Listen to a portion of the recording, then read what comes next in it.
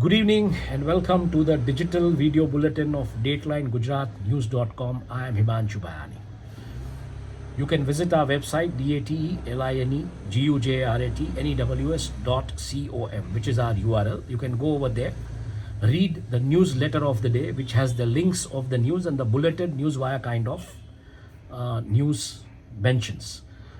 So let's see what's happening today in the world.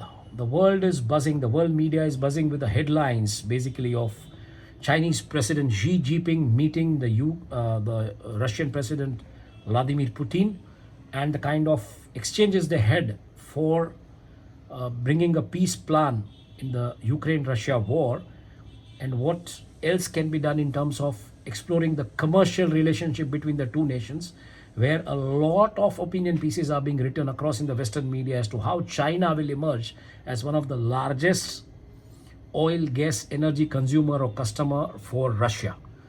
So this is all in news. With that, what is happening in the war zone of Russia and Ukraine? Russian cruise missile has been destroyed in Crimea. That's all abuzz. Amidst that, the Ukraine is using remote control cars to blow up and blast up the Russian tanks. And that video has gone viral across several media outlets. Japanese Prime Minister, who was recently on visit to India, and there was a video which had gone viral of eating a pani puri, and he has reached Kyiv. He has met Zelensky, and in the same time, the Russian forces have started assault in East Ukraine. So this is what is happening in the war zone, and the Russian group Wagner, private force of mercenaries, they are combating in Russia-Ukraine war zone, have asked Kremlin to support amidst the exodus of soldiers. And on the US soil, the Trump drama continues. Arrest, not arrest, protests, marches, everything. Planes parked outside the Trump establishments. And there have been reports that CDC is monitoring a drug-resistant fatal fungus disease which is on rise in US. So this is something, a kind of sign of warning sign in that direction. And Biden has signed a bill to declassify the intelligence on COVID-19 origins. So as I say, the diplomatic war is at its full-fledged, full steam. The way statements have been coming from China, from Russia, the way statements have been coming from US, and now this, or TikTok bans and China not agreeing to intelligence of origins of COVID traces from Wuhan's animal market, and now this bill inked by Biden to declassify the intelligence on COVID origins. So that will spark a lot of political row across the world, I think.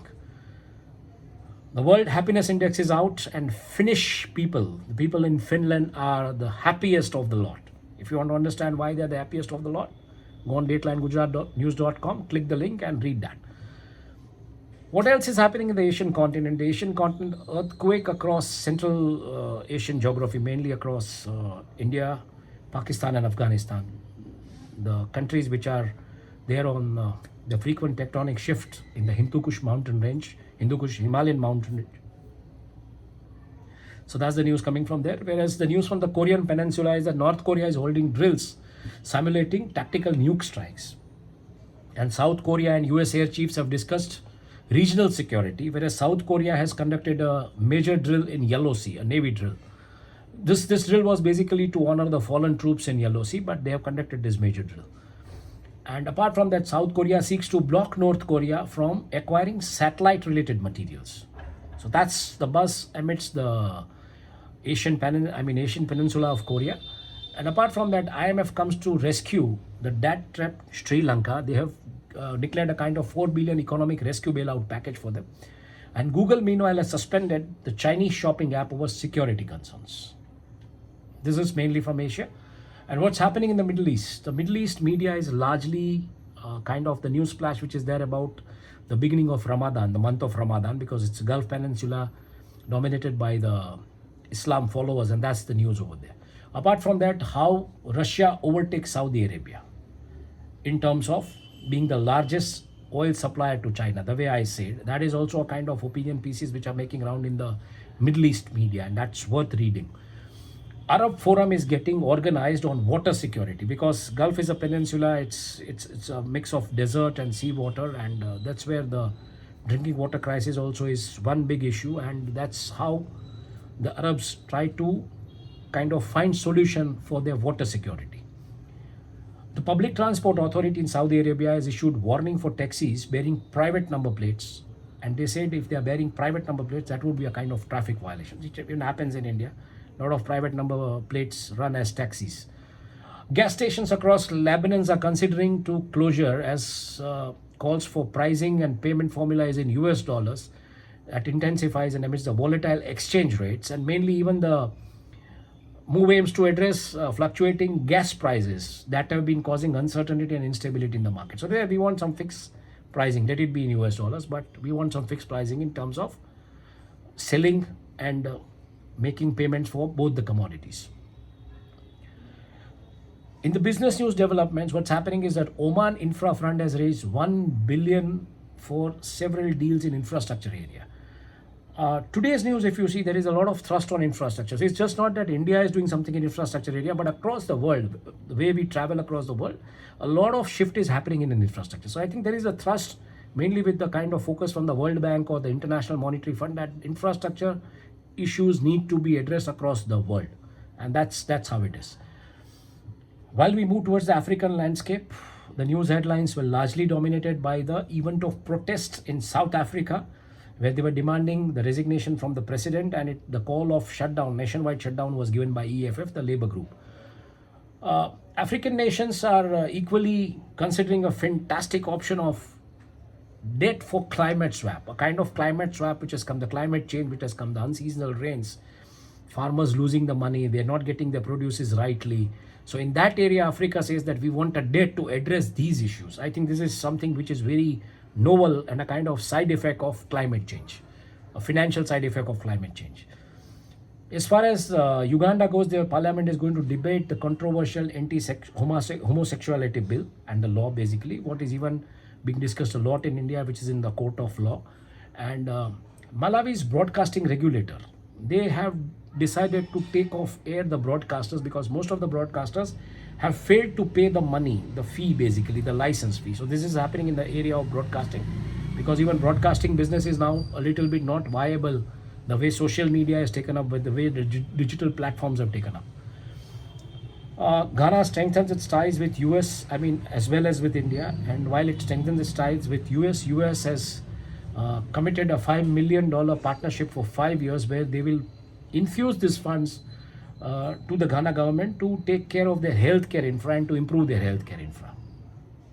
On the European landscape, most of the headlines across the European media are all splashed with Xi Jinping meeting Putin and the kind of business deals and the peace talks for Russia-Ukraine war. That's the topic.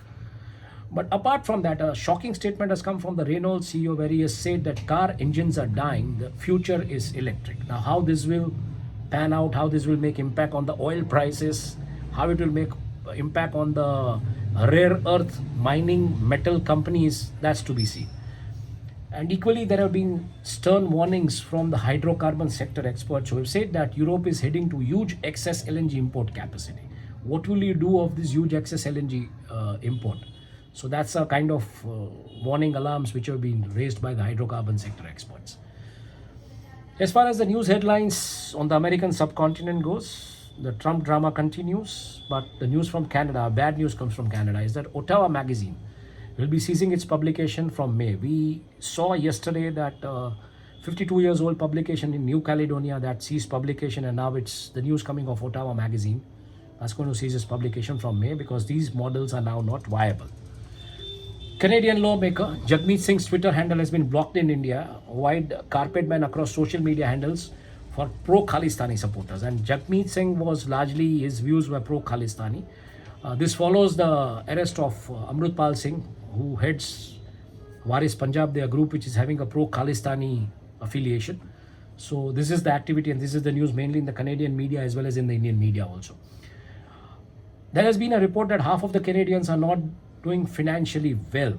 Now this, adds to the report before 1 week which had appeared, which said that the Canada's credit card debt has gone up, has flung by 15%. So the credit card debt of Canadians has gone up by 15%. So this somewhere kind of, adds to this narrative which comes.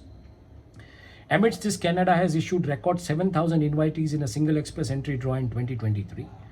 And communities communities across Canada are reacting sharply to the merger of Canadian Pacific Rail. This rail line starts from Canada and passes through US and reaches Mexico. However, US government has given a nod to this merger, but communities have started raising their voice, thinking that this would disrupt their business models, mainly in the areas of transportation and in the areas of logistics. So this is all which is going on. I mean, this is again infrastructure. However, the rail networks in US are more or less privatized. The private companies run these rail networks and railway trains. But there also, I think the viability is the issue, so the mergers are happening. On the other side, the warning for such people who are going and controlling port facilities in other countries. Mexican army and Mexican police have seized a control of a port facility which has been owned by American company. So please be careful if you are going and operating a port in some other geography. This can happen to you also. Canada's anti-Islamophobic representatives, that is anti-Islamophobic body which has started functioning in Canada, the representatives started beginning to visit the communities, and they're starting and meeting the hate crime victims basically, and they're trying to understand what is happening. Relief comes basically, from the US Fed, where Janet Yellen has said that if needed, the US Fed would intervene, and if needed, it would protect the small banks amidst this banking cabal collapse in US and across the world. Whereas the General Motors has agreed to pay 10% more to the workers of the Mexican facilities, there was a demand. And Antigua has completed the first phase of its marine rail route. That's again an infrastructure project which I was talking. I saw the photographs, I saw the video, I read the news, and I think a lot of thrust is going in that direction. Even a nation like Antigua is going on some different marine rail route kind of a thing. Video which has gone viral of Lionel Messi is being swarmed by his fans in a restaurant in Buenos Aires, and you can see how the security lapse has been completely, taken or tossed off. Gang violence has surfaced in Haiti. 10 people have been reported dead and several injured. Jamaica has widened its ban on the single-use plastic, so no single-use plastic now in Jamaica.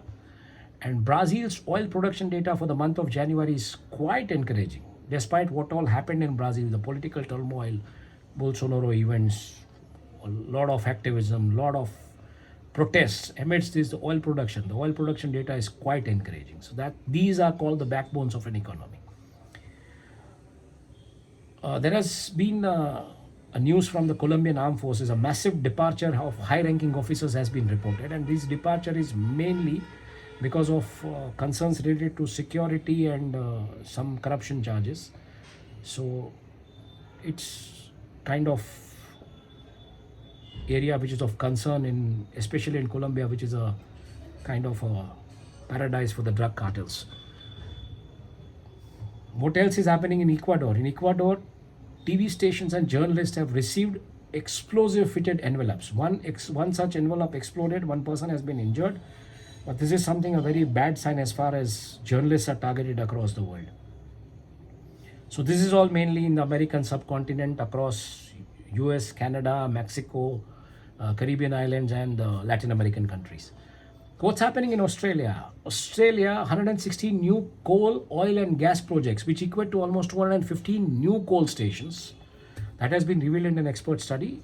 China imports of Australians coal surge after the embargo has been lifted. Recently, with this AUKUS deal, where Australia got a nuke submarine to patrol the Pacific Ocean and keep China activities in control, the embargo which was there on the import of Australian coal from China, that has been lifted.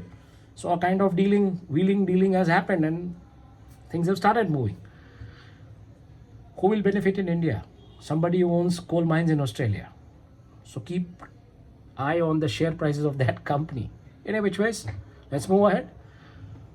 Authorities in Australia, the authorities and the regulators who regulate the banking space in Australia, they've asked the Australian banks to release the data of crypto transactions and crypto trades.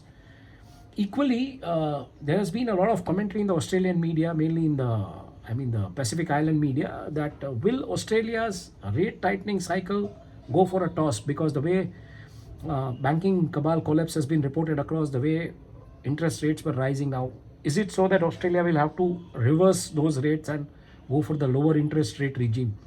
So that's a commentary. Equally,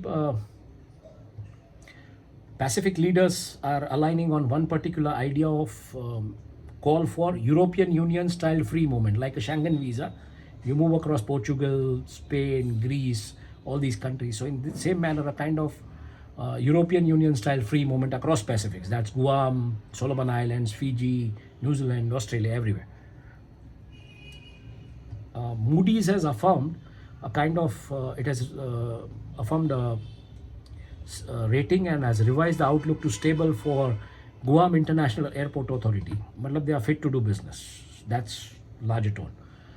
And after, this news of giant penguin fossil which was discovered in Australia, and this eagle remains which were there, which used to hunt kangaroos, which has been discovered in Australia, now comes a giant new trapdoor spider.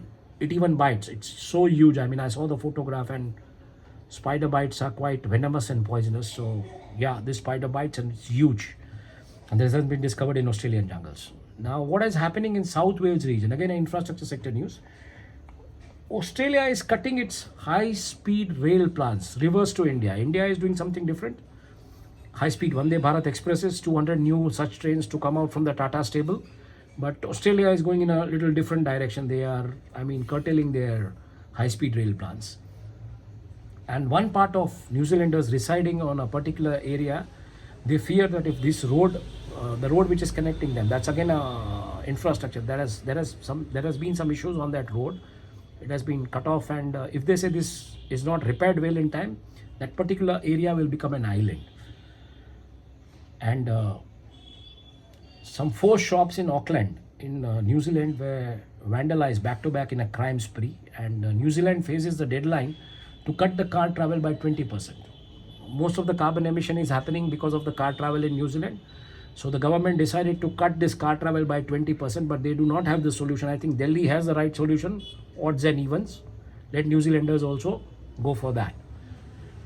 What's happening in frozen polars? In frozen polars, Antarctica, the reports come that the scientists have studied that Antarctica has lost almost 3,000 plus billion tons of ice since 1996. And that is the reason you see this climate change and all this. But equally in some areas, mainly in the West Antarctica, the snowfall is reported to have rising and driving the sea levels. The first video, the close-up video of the enormous iceberg, which is of the size of the Greater London in Antarctica, it has gone viral. It is splashed across social media, and it's making the news. And apart from that, the Willows Oil project, which has got a nod from the Biden administration, it's a part of the ConocoPhillips group. It's happening on the northern slope of Alaska, where the reports were that this could disturb the traditional Alaskan food chain for the Alaskan natives. Now the reports are appearing that this could even threaten the indigenous Canadians residing in the part of polars and their food chain also.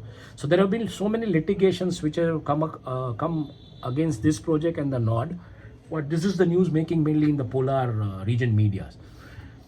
Equally, the bowhead whales, their migration pattern has shifted, in Arctic, which indicates that some sort of climate change areas needs to be addressed, because these patterns, when they change, this sort of aquatic patterns, when they change, it indicates a lot.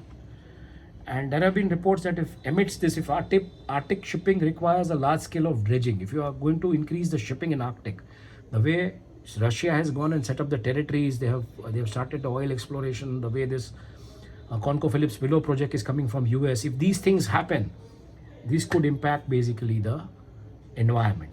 So this is all what is happening across the world in the news. Stay tuned. Log on to our website, datelinegujaratnews.com. Read our newsletter for such updates from across the world. We report the developments from India and Gujarat if they are appearing in the world headlines or in the world media. So our focus will be mainly to only address such news which is appearing in the world media. You can log on to our website, datelinegujaratnews.com. click on the links on our website and read the bulleted points as well. Take care. Good night. Have a nice day ahead tomorrow. Thank you.